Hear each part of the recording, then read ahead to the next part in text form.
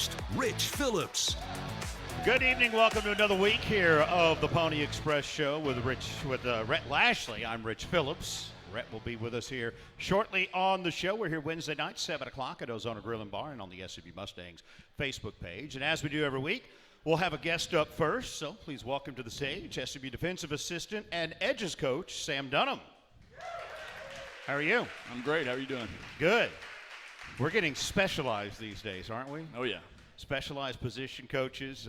You got here actually in 22 as an analyst. How's your role changed this year now having an actual position that you're in charge of too? Yeah, getting here in 22 as an analyst. The good thing about my role is I've worked with these guys now for like the last 2 years just on an off-the-field role.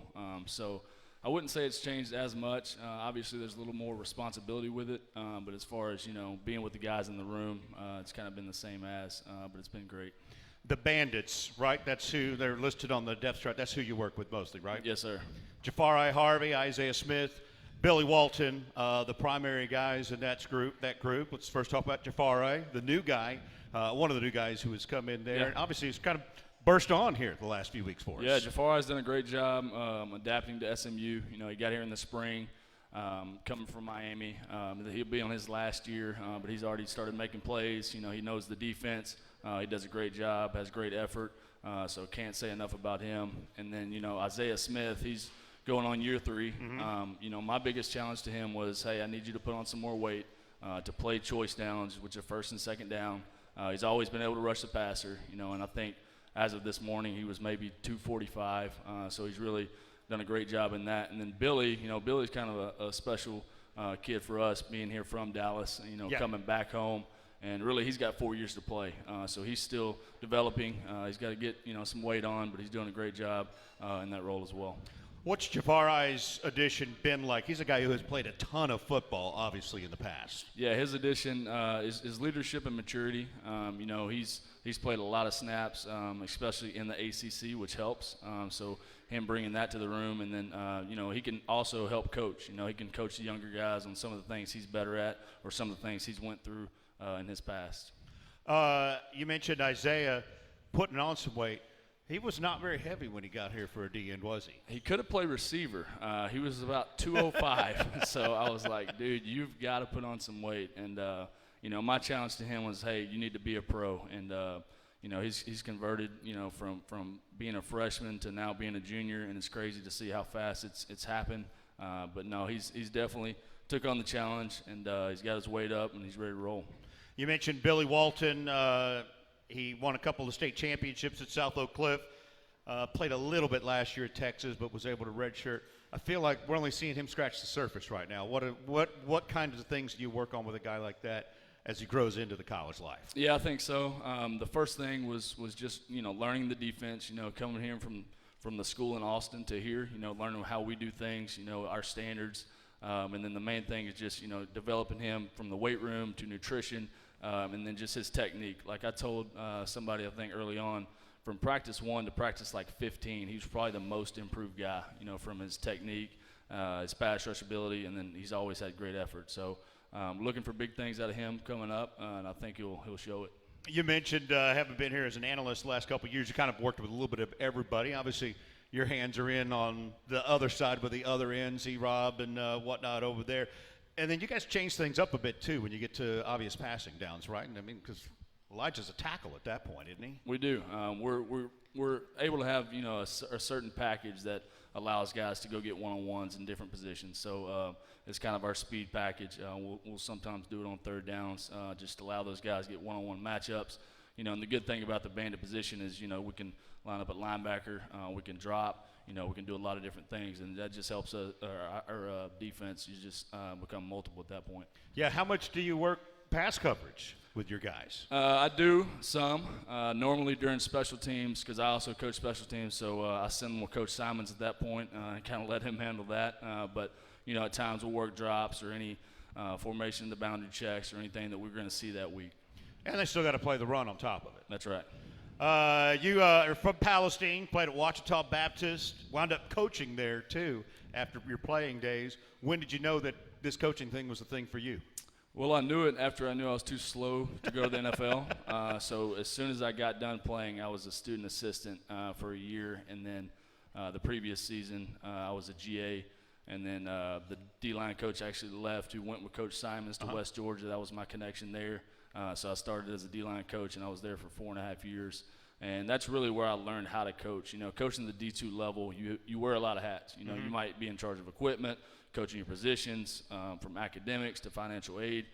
So it really helped me be a more well-rounded coach starting out there. Yeah, because I asked you when you first sat down here, I was like, what was your connection to get here?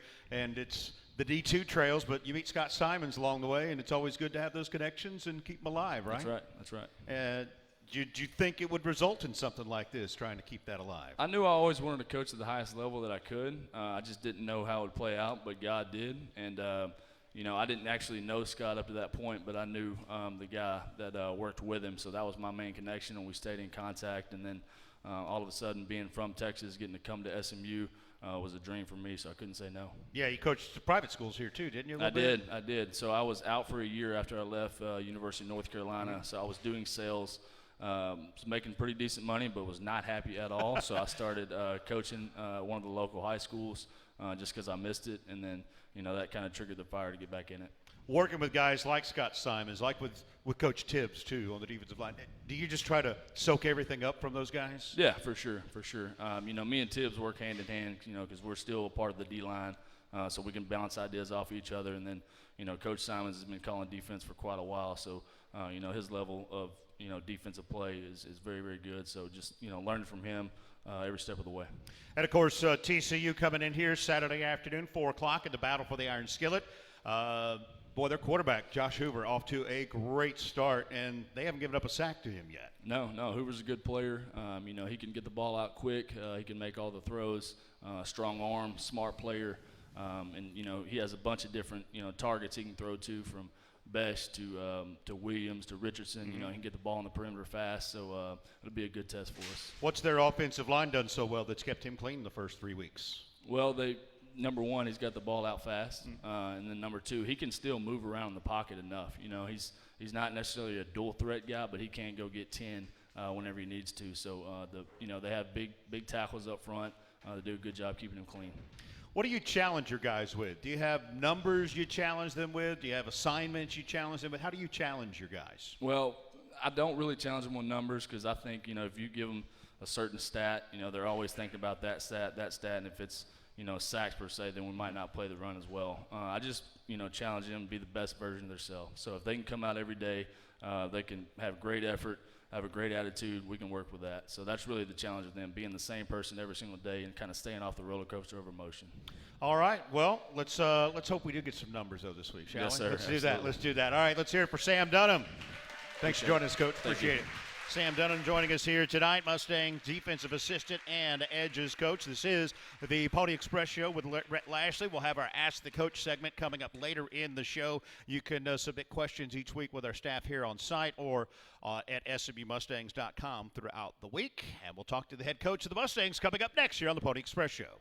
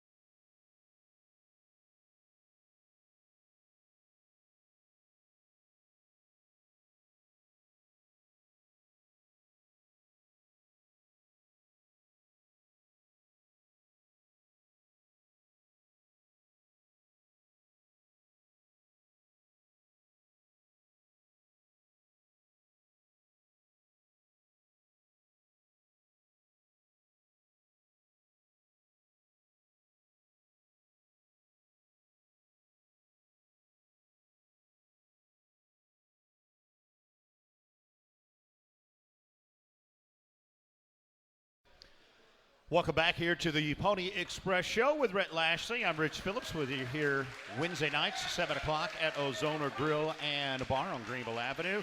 College football is back. Simplify your tailgate planning and upgrade your game day at the biggest SMU games this season. Full-service tailgates are selling fast. Contact Revel XP at 214-935-1683 or SMU at revelxp.com for more information. Of course, this week it is the battle for the Iron Skillet.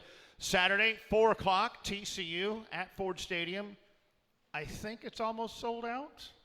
Real close. That's the word. That's the word. You can catch it on the CW Channel 33 here locally in Dallas. And, of course, I'll have it on 96.7 and 1310, the ticket as well, beginning at 3:30 with our pregame show. And let's welcome in the head coach of the Mustangs, Rhett Lashley. How are you? Good to be back with everyone, and good to be in game week. Excited to be at home this week. Missed you last week. Much been happening in the last week? I don't know. No, it just the timing was for twofold. One, I mean, who doesn't need a lot of Scott Simons? Of course. And Scott was great. and Scott Natty. It was Scott mostly on Scott. It was mostly yeah. the Scott Natty. But show, well, yeah.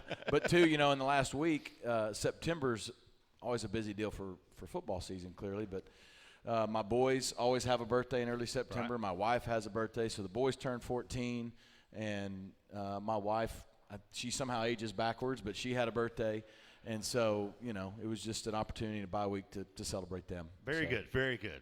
Well, I guess we should talk about some things that have gone on since then. We'll talk a little bit about the last game. I know you don't want to. 18-15 loss. Yeah, I've talked about it for 12 days. We're moving on. We'll have a little bit of it. But, of course, first we have to talk QB. Yep. You made the change. You announced it last Tuesday at your press conference going with Kevin Jennings. Tell us what all went into making that decision. Yeah, I mean, look, it's always hard to make any change at any position, specifically quarterback, and one when you have someone who's a winner, who's done a great job for our program. We believe in him still, and like I said, I think you haven't seen the last of Preston, whether it's no matter what that's going to look like. He's handled it like a winner, and he is a winner. But we just felt as a coaching staff and as a team, we needed some consistency, and we feel like it gives us the best chance to win right now. None of those decisions are made based off one game or one moment. It's never made with a quick snap judgment. It's a lot of thought goes into it, especially when you're going to make a decision like that. You got to consider really only internally what matters, what's best for your team, what's best to give you the chance, not only in the next game, but week after week after week to, particularly on offense, develop an identity and try to be a good offense that can help us win games, and then for your whole team culture. And we needed direction. We needed clarity.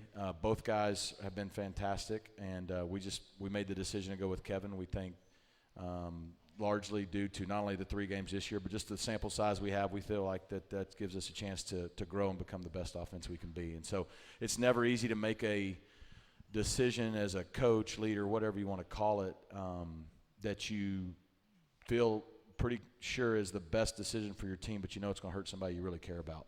That's always tough. So you said, and it's what I would expect, that Preston handled it well. How's Kevin handled it?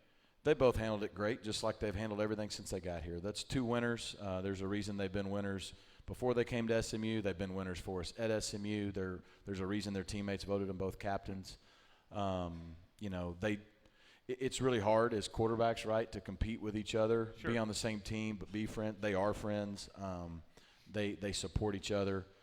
When Preston was the guy, Kevin was always supporting him. It's been the same the other way now. Preston's disappointed. Who wouldn't be? But he's handled it like a winner. He's handled it like a captain. He's been a good teammate, and his teammates have picked him up as well. Yeah, that was going to be my next one. How has the team handled it? How have the teammates reacted to it? Well, I mean, our team is I love our guys, and after we got through last Tuesday, our guys have gone to work, and we're preparing to win a football game. We don't like losing. We've won a lot lately, and so we want to get back on that winning track. But they've been great. What do you need to see, first and foremost, from Kevin Jennings as now your starting quarterback? Is there something different from him, or is it still that same cool customer that we've seen? Yeah, no, I mean, look, we got to value the football.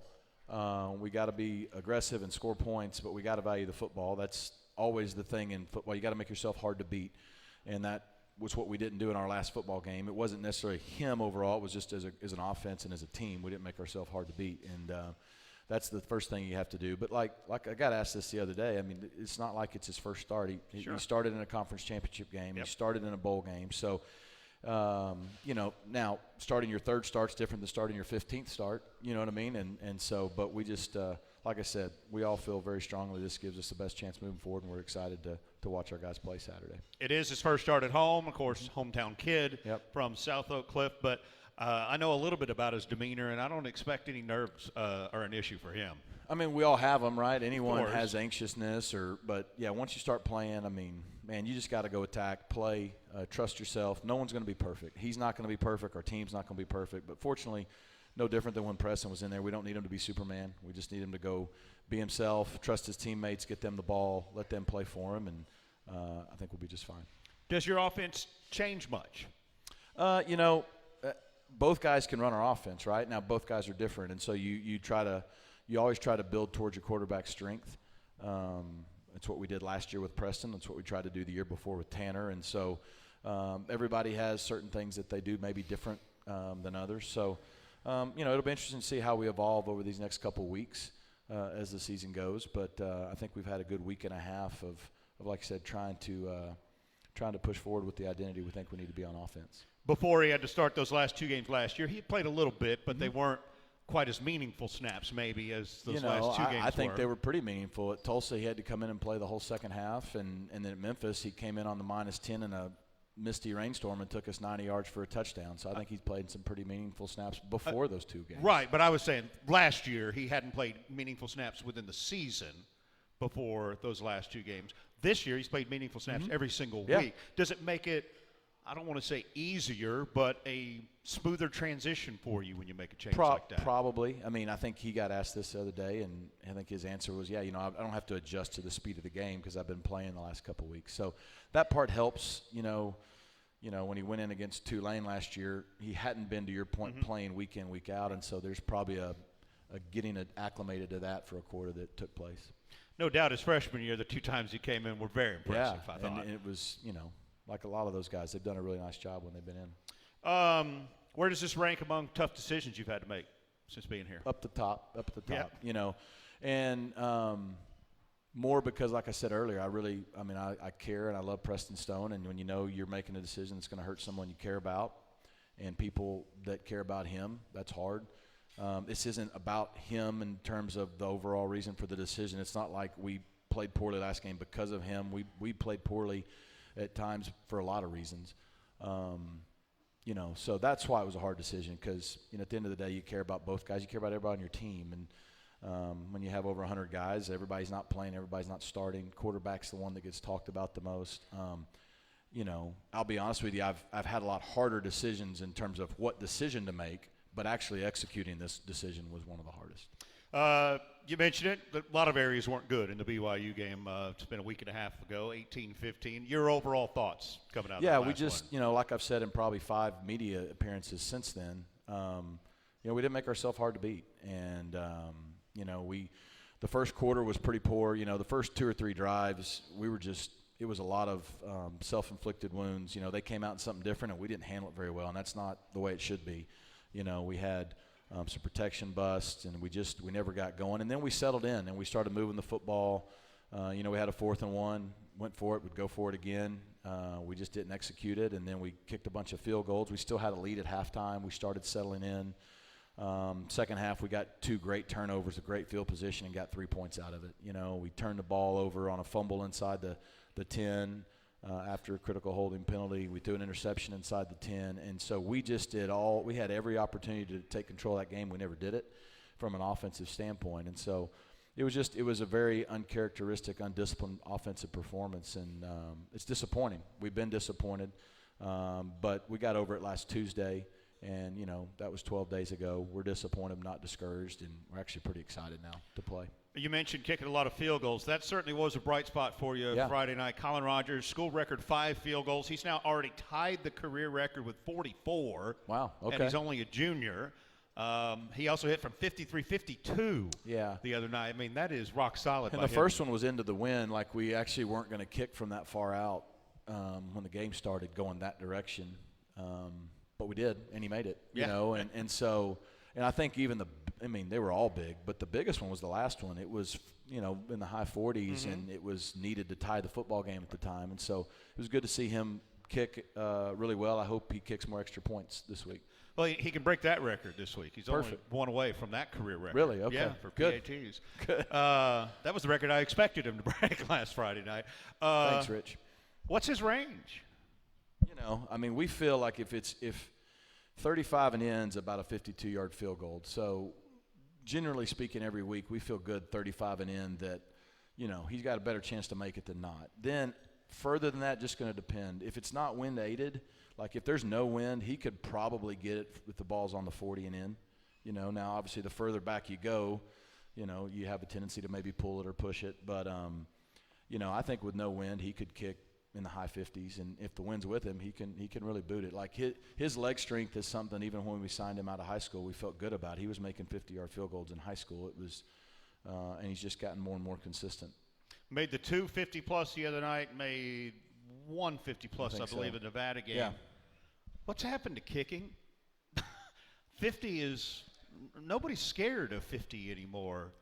The NFL for sure Yeah, they're looking in is the not. 60s, yeah. They almost saw 71 the other day in the I know. Cowboy game. But I remember when 50 was only the end of the game. Yeah. Nobody ever attempted that. I heard someone say it the other day on one. I think it was an NFL game. Said the 50 or the 60-yard field goal has become like the 300-yard drive. It used to be a big deal, and now it's the norm. So, I don't know. I mean, kids get stronger. They train harder. There's a lot more kicking specialists out there. A lot of the guys that are kickers or punters, they kind of have their own little group, kind of like quarterbacks do, and so on and so forth. So I think probably just the training and everything else has just grown over the years. Dedicated snappers and holders help? Yeah. I mean, because they get to work together all the time, right? Yeah, I mean, when we go to practice, those guys are like doing kicking stuff for 2 hours. So they start with us, and they go off to the game field, and they come back to us. So I'm not sure what all they do in that window. We have a coach with them, but they do what kickers do. You're trusting Yep. that they're out doing that. Well, let's see if he can get a few more of those and some more extra points this week, too. I'm with you on that. This is the Pony Express Show with Rhett Lashley, Wednesday night, 7 o'clock here at Ozona Grill and Bar. And again, this Saturday, 4 o'clock, SMU and TCU for the battle for the Iron Skillet. It's on the CW33 as well as 96.7 and 1310 The Ticket. Next Saturday is a big moment, too. It's the ACC opener, 7 o'clock against Florida State. That one's on the ACC Network and The Ticket, and I do believe that's sold out for that game, if not almost. Yeah, and you mentioned the game this weekend. We've already, I guess, in terms of tickets that have been allotted and given out, broken the student record. Yeah. Which, I mean, it's kind of hard to believe because our first two home games, our students were incredible. They were there at kickoff. They were there at the end. I mean, I guess we wore white the first week. We're in red the second week. I think they wear blue this week. I don't know. But, they're awesome, and they sold out their tickets in, I think under an hour this week, and then had to get an extra couple hundred, and they've been getting tickets for students from wherever they can. So that's pretty cool. It is. Looking forward to it. At 4 o'clock this Saturday. We'll have our Pony Up pregame show on the SMU Mustangs Facebook page 2 hours before kick on Saturday. So join us at 2 o'clock here on the SMU Mustangs Facebook page. Let's talk a little bit about your defense here. Through the first 3 weeks, kind of picking up somewhat from where they left off a year ago. Only 18 points last time out to BYU. Not many plays they were on the field for, only 64. Yeah. It's kind of a product of what they were doing, too. Absolutely. But a lot of 3 and outs in there as well. Yeah, absolutely. I mean, they did a really good job getting off the field, forcing turnovers. That first game of the year, it was weird. We got so used to forcing turnovers last year, and we didn't, but we've made up for it in the last 2 weeks. And, like I said, just success breeds confidence. It's a really confident group when you got a lot of guys returning. You got your defensive staff returning. You got to hear from Sam Dunham, who's been with us now going on his 3rd year, even though now he's coaching our defensive ends and does just an awesome job. And so I just think there's so much confidence in Coach Simons and the scheme we're running and our coaches. There's continuity amongst them and the players. And so you can tell by the way they play. They play hard, they play together, and they believe in the scheme and what they're doing. You mentioned the takeaways, 3 more last week. Man, your DB's got to catch up to your defensive tackles. Yeah. Defensive tackles have 2 interceptions. The DB's got 1. I know. Coach Tibbs has been letting Coach Hundley and Coach Simons know about that, too. That's incredible to see that. And the The Jared Harrison Hunt one was the one that blew my mind because he was on the ground about 1 second before he intercepted the pass. I know it. And you know, it's kind of cool because Jared's a guy who's been playing really hard the first 2.5 weeks. And then to get him to break through and make plays like that, because like we've had some sacks in the first few games that he didn't make the sack, but what he did caused the sack. And so, you know, a lot of those guys, I mean, I thought Elijah Roberts played excellent in our last game, and maybe didn't have a sack and all the things that people just read a stat sheet and say, oh, he played good. No, that guy was disruptive. And so I just think they're playing with a good edge. Also had a forced fumble and recovered it too. Yep. Speaking of DBs, though, you said here, I think week 1 when we kind of went through a bunch of your position groups, that you felt you had 4 starting safeties, including Ahmad Moses in there. He looks like it. Had 9 tackles the other night. He's got a tackle for loss in that BYU game. He really has come around here in his 3rd year, hasn't he? He has, and, you know, he's a great example of a high school product like Isaiah Wacobia, you know, that came here from the Metroplex and has really just grown and developed like you want to. I mean, what's cool for, you know, Scott's defense, we play with 3 safeties. We got, again, those 4 guys we feel really good about. They all have different strengths and different things they do well. And so, you know, you got Ahmad, who to me is just, he's one of our best tacklers. He's aggressive. He's really good both against the run and the pass. You got a guy like Zay, who's really good, you know, usually has double-digit tackles in a game. You got a guy like C.J. Sanders, who can play the safety position but also play man coverage on a receiver like a corner, and he's a great blitzer. And then you got a guy like Jonathan McGill, who like knows every play that's coming before it's coming and is calling it out and all that, and has all the experience. And so those 4 guys together do a really good job, because the safeties in our defense is a lot like the quarterbacks are on an offense, and they get everything running. Are they wearing the headphone communication headset? No, our linebackers do. They do? You have to kind of rotate it around because nobody plays every snap on defense. Correct. It's a lot harder to deal with on defense for sure. I mean, offense is who's the quarterback, exactly, you know? And on defense, it's like, well, if Ahmad and Kobe have it, well, they can't be in at the same time together and all those things. And so, you know, and they rotate those guys at a different clip, to your point. And I think Coach Crum's done a really good job managing that. And making sure we have the right mix of guys on the field, and we're always able to communicate. How do you like it, having to communicate with your quarterback now 3 games in?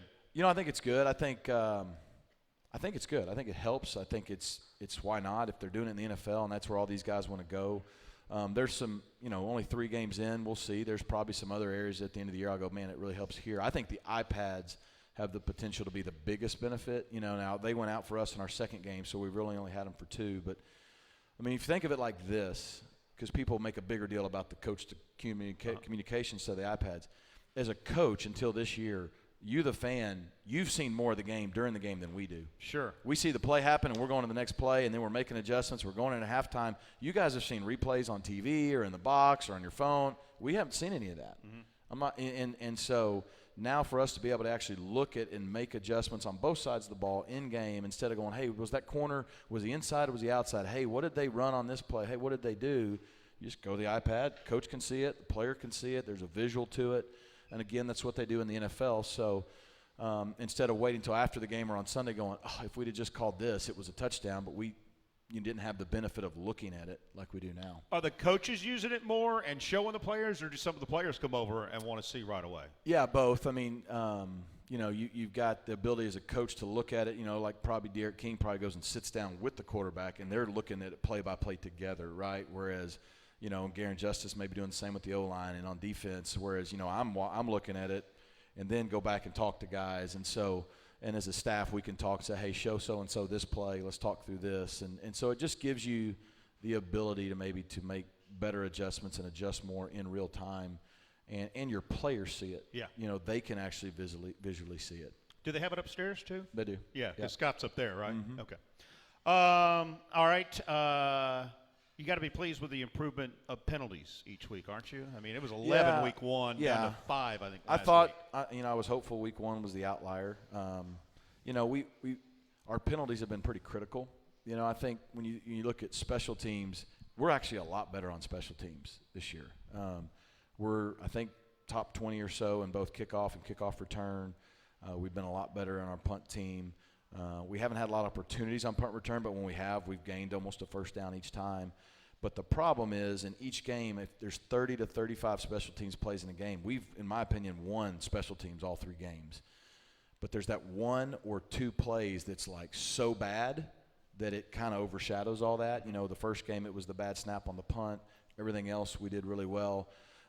The other night we had the ball ricochet and hit Crossley in the back, give a turnover, and then we had 2 holding penalties that set us up on our own. You know, one of them cost us 7 points because it backed us up to the 10-yard line, and as soon as we didn't get a first down, we punted. They got good field position. I think we even had a hold on offense after that. So, like, they've just been timely things, you know, when you may win 97% of the reps, but that 3%'s been really bad. Yeah. So if we can just clean that up, I feel good about that. But as a whole, you know, we haven't had a lot of the more undisciplined things going on, but we've held a lot, you know, and there's some fundamentals to that we got to improve.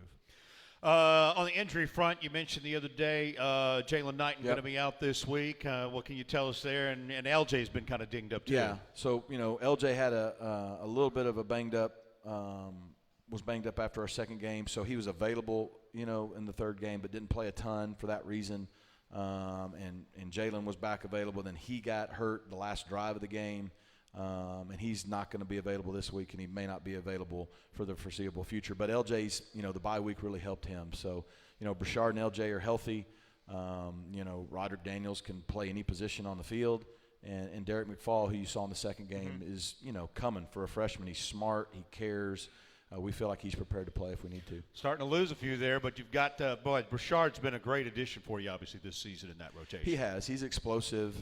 He can run downhill. He can get on the edge. He can catch the ball. So I've been pleased overall, you know, with the first 3 games for him. But, yeah, that's the one position that we've had kind of the injury bug hit us the most so far. This is the Pony Express Show with Rhett Lashley, Wednesday nights, 7 o'clock here at Ozona Grill and Bar, and also with you on the SMU Mustangs Facebook page.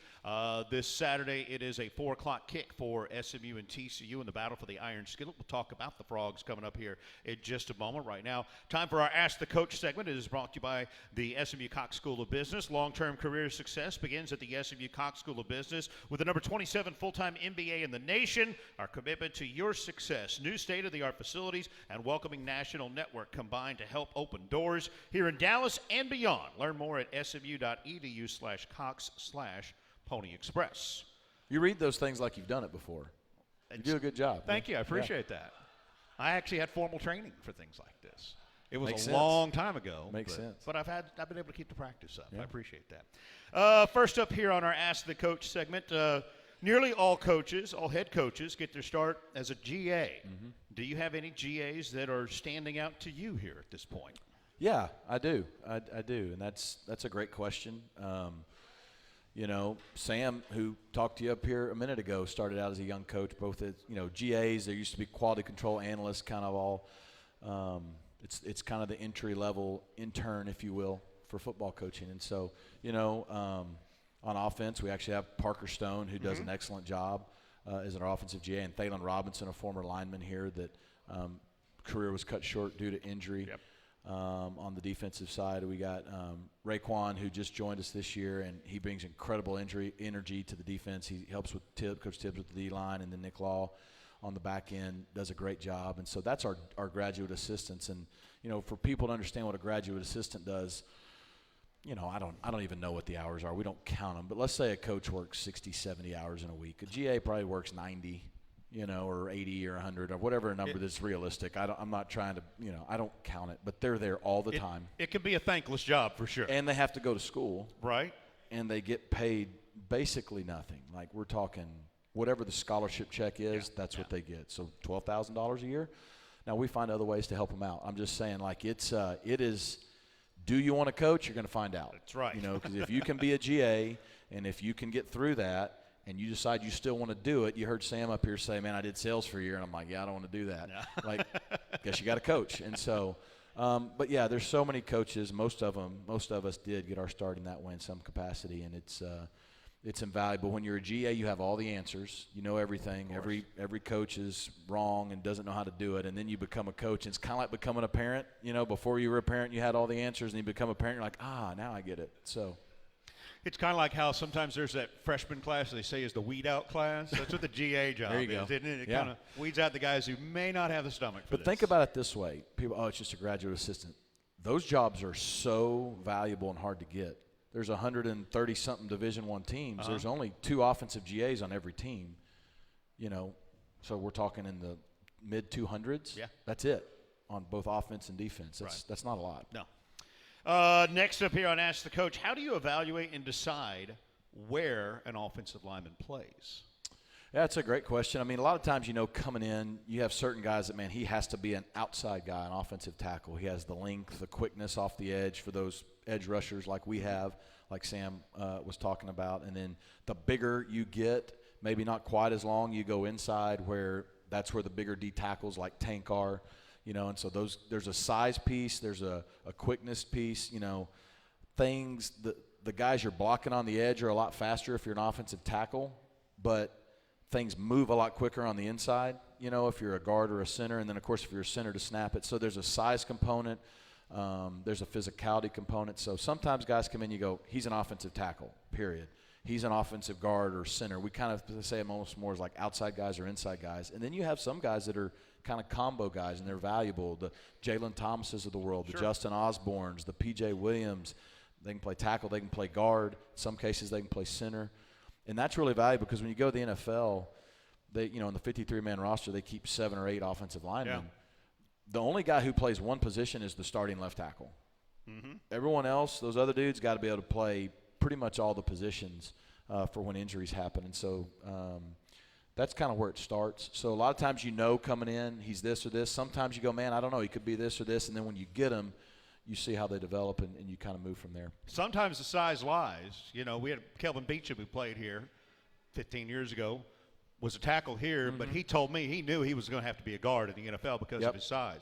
He's still playing tackle in the NFL, however, because he didn't fit it necessarily. He was able to – sometimes they can move. Sometimes – no, absolutely. And, there's some guys that, I'm like, he's a tackle, or maybe he's a tackle in college, but his best position – and that's what it is too. Sometimes, like, what's their best position? They can maybe do both, but where are they best? And so you're always trying to get your best 5 linemen on the field and in the best position possible.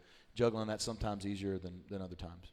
All right, now that you have moved into the Gary Weber End Zone Complex, are there things you're going, man, I'm so glad we did that? And are there things you're going, man, we need to do this?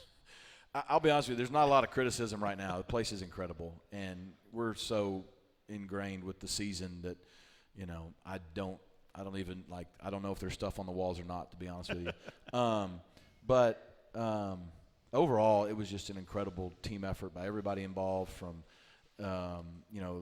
Mike Molina and his team at SMU to Rick and our administration to, the end users that they consulted on our team and then the companies that built it. It's special. I had 2 buddies of mine that are from Arkansas that I played high school with.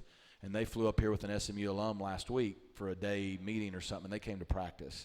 And so we walked through it, and my buddies were just like, man, like, this isn't just good. Like, this is top-notch. Like, they've been in a few SEC facilities, and they're like, theirs aren't better than this. And they're right. Like, we've, from a student-athlete experience, it's night and day better. From our staff's experience, it's night and day better. Like, I see Madison Troy over there, our registered dietitian, nutritionist, and like she didn't even have an office really in the old building. Now she has like one of the best offices with like a glass window that looks out on the stadium, right? So like our staff's better.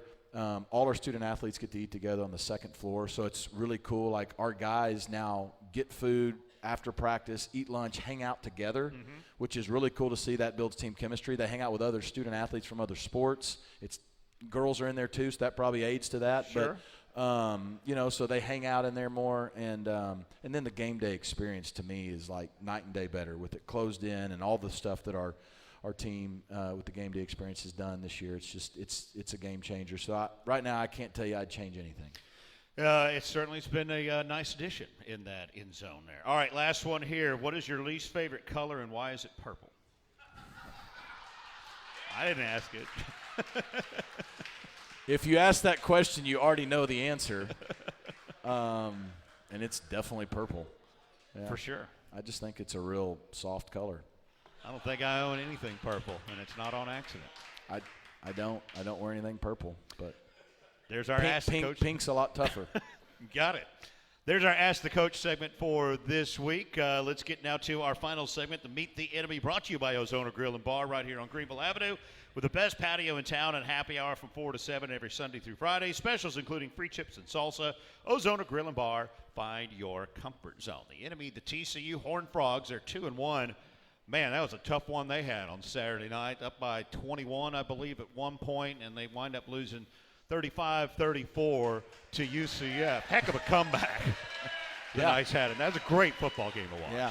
No, it was a physical game, late Saturday night, and, they played really well. I mean, offensively, they were clicking at a clip that was really impressive. I think Josh Hoover's a really good football player. Yeah. He's from not too far from here, and he's really accurate, not turning the ball over. They've got really good weapons to get the ball to. They've got, Beck and J.P. Richardson, I think, are two of the better college football players that are in the country that, everyone wants to talk about this guy or that guy. Those two dudes are football players, and they do it all. They're not just – so they're a problem. Plus they have the big 6'5" wide receiver and Savion that's been there the last few years. And so they got weapons on offense. They're playing at a high level. And then they got a new defense. I think you saw that the other night. I mean, if they play that game 20 times the way it unfolded for 3 quarters, they're winning 19 of 20 of those. Sure. And so – they're probably feeling a lot like we were coming off the week before, like they had an opportunity to win a game and be 3-0, and they let that opportunity slip. And, so they're coming in here motivated just like we are. Will we see a better trio of wide receivers this year than that group? I don't know.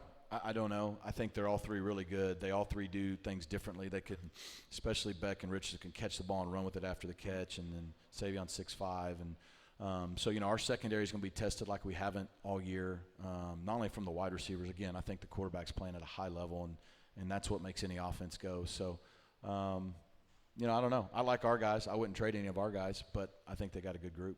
J.P. Richardson's a little unusual for his slot. He's 6 foot, not 200 pounds. That's not what we're used to seeing in there, but he's a physical slot receiver. Well, when he catches it, he runs the ball like a running back, and he just – certain guys, you just say, man, they're football players. They're physical. They're tough. They have instincts. They have vision. They're good football players, and both those guys are definitely that.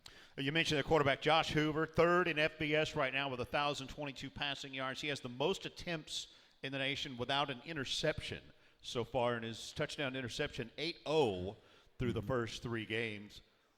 Sam kind of mentioned it. Is a lot of it getting the ball out of there quick? Yeah, it hadn't been sacks, what I think I heard, and a lot of that's just they get the ball out quick and get it to those guys in space. They're a problem in space. And, Kendall Browse does a great job. Josh does a great job. They're a unit that's, again, playing with a lot of confidence because really the other night they just, UCF ran the ball so well. They kept the ball away from them in the second half and were able to force them to a few field goals, and that was the difference in the game. Defensively, I think their 2 linebackers are a couple of the best we're going to see, Johnny Hodges and Nnamdi Obiizor. Yeah. And that's a heck of a pair. Hodges missed, I know, a lot of last year with injury, but both of those guys, they could play every down out there too. Yeah, they got 3 great linebackers. If you count kind of their nickel like CJ is for us, Kamara, he's a really good player too. So those 3 guys kind of make it go.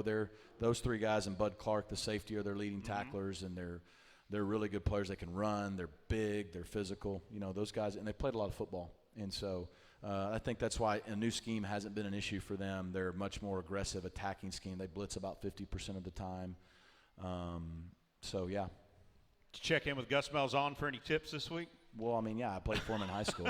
Just like I know they checked in with the Nevada DC, who was Andy Avalos' DC at Boise. You know what I mean? Like, that's just how it goes. But, we all watch the same film. And, we know that we're going to have to play really well. But, we expect to play really well. Last time we'll see him at Ford Stadium for the foreseeable future. We'll meeting next year in Fort Worth, still there, and then nothing after that. Yep. You hate to see it end, I think, don't you?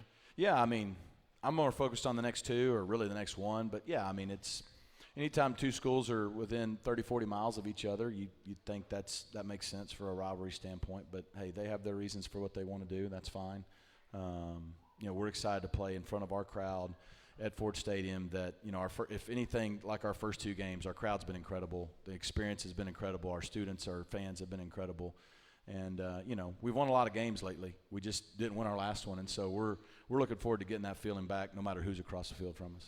Saturday afternoon, 4 o'clock at Ford Stadium. It is the battle for the Iron Skillet, SMU and TCU. Again, TV-wise, it's on the CW Channel 33. I'll have it on 96.7 and 1310 The Ticket, beginning with our pregame show at 3:30. And at 2 o'clock on our SMU Mustangs Facebook page is our Pony Up pregame show. And if you don't have tickets now, you need to tune in. You need to watch, I guess. All right? Yeah, and I need to mention before we leave, so Saturday, I know we've done it before for a year. We're doing a Curing Kids Cancer game, and so you'll see our coaches in warm-ups and T-shirts supporting Curing Kids Cancer. Our guys will have a sticker on their helmet, and there's a lot of other information out there about it, but I think it's a great cause, and we're excited to honor that and so many young kids that are fighting cancer on Saturday. All right, awesome. Well, everybody, I expect to see you Saturday at the game, and I expect Absolutely. to see you back here next Wednesday night for our next edition of the Pony Express Show with Rhett Lashley. The Pony Express Show with head coach Rhett Lashley has been presented by SMU Cox School of Business, your ally for life, and hosted at Ozona Grill and Bar on Greenville Avenue. Find your comfort zone. The preceding has been a Learfield presentation on the Mustang Sports Network.